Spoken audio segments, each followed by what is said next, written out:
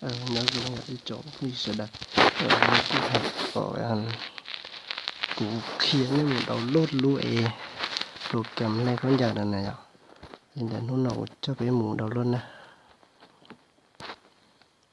bé mù tàu đầu luôn này nè bé là xì luôn là mù đầu luôn nè luôn đây nó nè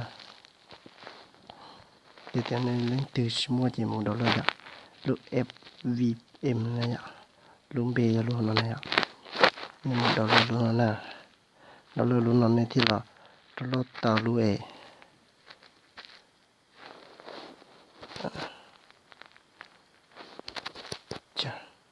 một tàu vô kia đây nên đầu luôn nó nên thì đầu lót tàu lụi ép nó nè lụi lít thảo này ạ lụi nên thì bỏ lụi của món lồng thế kìa lụi ép về con chờ này ạ cho nên là cái mù sáng cái mù cá đầu festo ạ trong đi nó cá đầu nó nè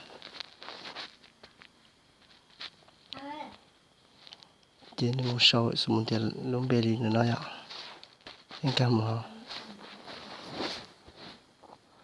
lên nó chỉ có lút tít tăng tàu ạ tít tăng tàu cho nên chỉ bỏ nên lút bỏ nó sẽ nên lút này bỏ tu đô la chua nha nó nên đô la tàu ạ cô lút thứ đô la tàu nè chỉ nó bé mù soi lút chia ạ xử lý của mù tôi nói hỏi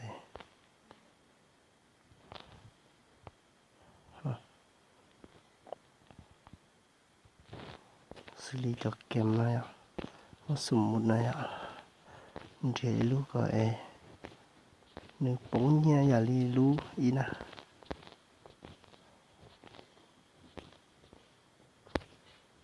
chỉ mua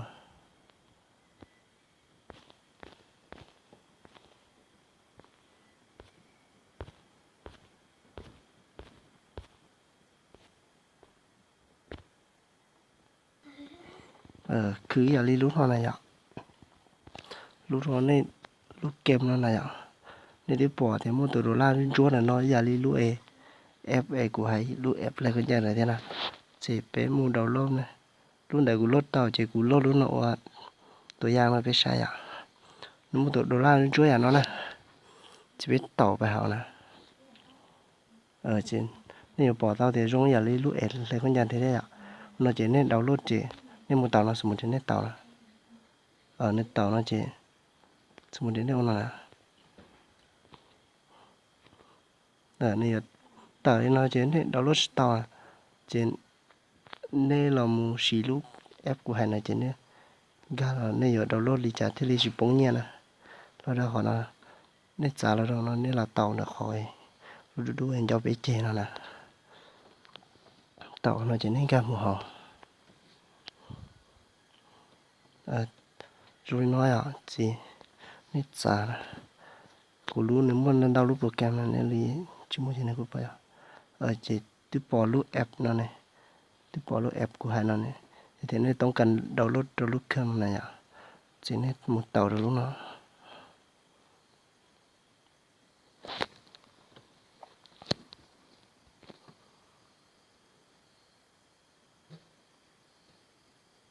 tàu anh giá tới trong nhà nói ạ chỉ nên một tàu được khó chua là nè chỉ nên là tàu ở sát tàu đây được là tàu ở sát tàu làm gì thế ạ chỉ được là tàu ít liền gì nè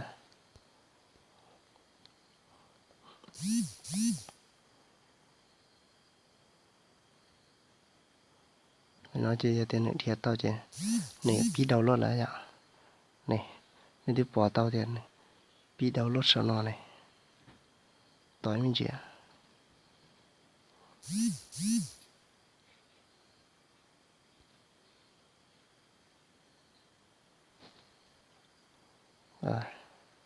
nên thì pi đầu lót nó thì tao nó này ạ pi đầu lót nó này để cầm lăng Điệt ép này ạ. Tôi đẹp.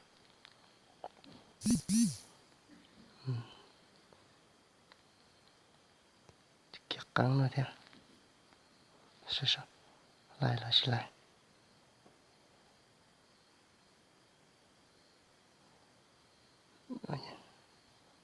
Chỉ là thế. Chắc không đâu luôn. Xin tạo thế nào chứ. Này ở đâu luôn này. Đúng đi nó.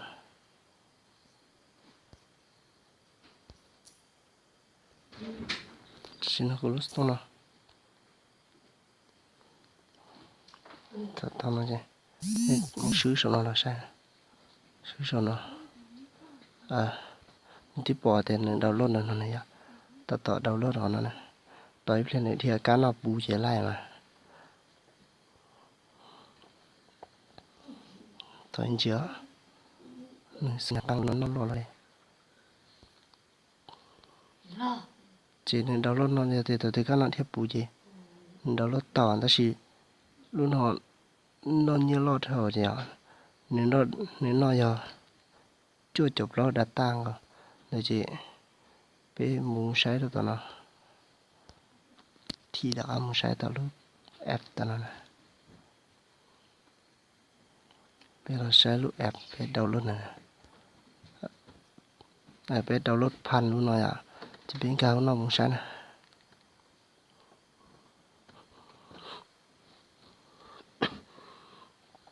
Tôi chưa.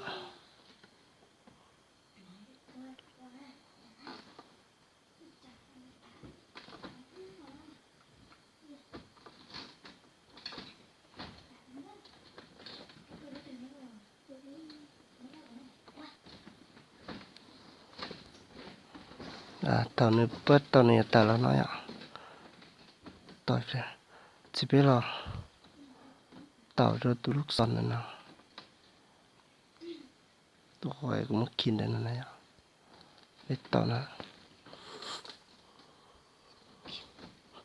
Này, chân tiếp bỏ nó này. Tiếp bỏ lúc kèm của ta ấy cũng lốt lần này. Nên ta tỏ đi thiên là này ạ. Ta chỉ nên chẳng thiết sắp bù, ta tự thiết bù gì. Nên lại mà. Cái đó rồi gì hả? Nên làm chỉ lúc nó. Cú yam món. Chứ xử lý nó lo hàng ngày chứ của món này thì khả năng chứ. Nó chỉ này ba mùa. Dạ thì để nó lo ra bé đầu đôi lúc chưa lấy tao. Gamo festo nó chứ. Sao? Giờ thì này lo lú lấy con nhà đâu mà này. Tao này là tao này. Cú lú trên này tí tăng tàu này. Tí tăng tàu nó chứ. Để lú trên này gamo nó trên này tàu lên nó chỉ đầu luôn là mà. Cú lú trên tiếng mà họ bớt là xưa vậy. Cú lú này đầu lót tàu trên này bớt này ta chỉ. Nên một tàu họ nó. Nên lú tàu lót trên này là tàu nó chứ. Nên là tàu họ xe là mà. Chứ tàu nóเข้าไปนะtrên này đầu lót pan lúc nó trên này lọt tách đầu lúc nó trên này tàu đi lúc ta này nhở nó trên này là tàu còn nữa nè tàu thì là tàu lúc tao nó chơi là gì nào ta xí lúc này đầu lót tàu trên này đầu lót tàu là nhở nên lúc trên này một tàu ra lên đấy chứ này đầu lót nó này mà xin bây giờ có mù chúng tổng cho video ấy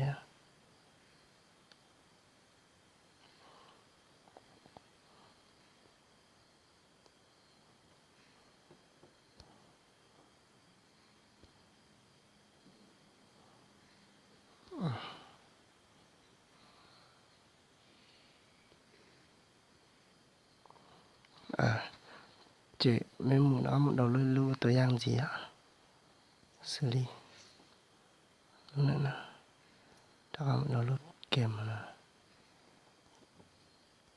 bởi cho thiên nhất ta theo nhau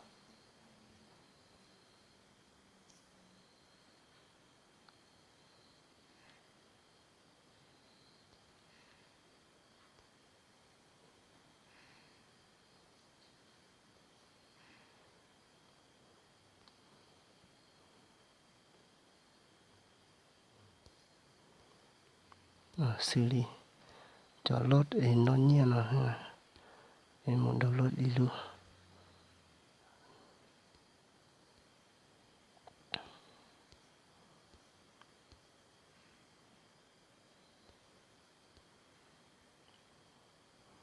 xử lý đầu lót lút trên này ạ thì tổng đó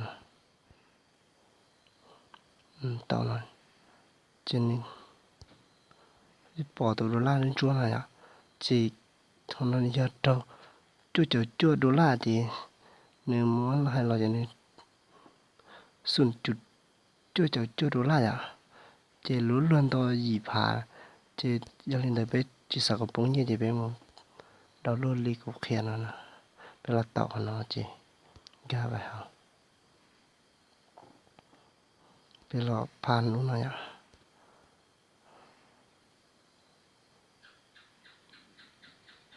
cái tàu ga vậy bé là tàu ra tàu nó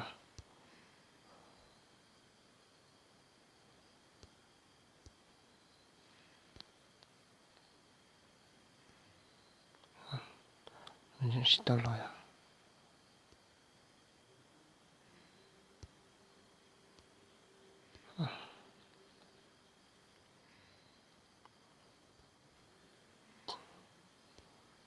nó chỉ là lâu ta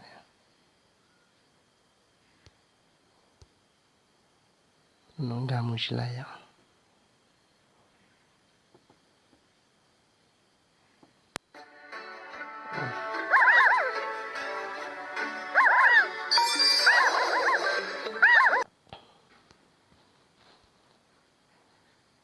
cho nó download lại con chăm pu thế nhở con chăm pu gì download tàu rồi đó chính nên muốn download đi lên đấy chỉ tàu mà thằng này tàu này nhở thằng này tàu chỉ nên lo sai nữa nó sai kia nó hỏng tàu kia lúc sọn này lo gì nên là tàu này nó nè tàu khó data này nè tàu nó chỉ thì nên download lại thì bỏ nhớ nó này à chỉ để một tặng gara hậu chỉ để một tiết tăngเลยxem nào ta chỉรู้nó con trăm nếu bù ya con trăm chuột chờ nó đi liao nó này à chỉ nên download chỉ lại à chỉ khi nên là cho nó nên là chỉ nên mà nó sai nó chỉ nên mà nó tiết tăng này chỉ xin chỉ đi nè ba tiết tăng của từ thứ thế này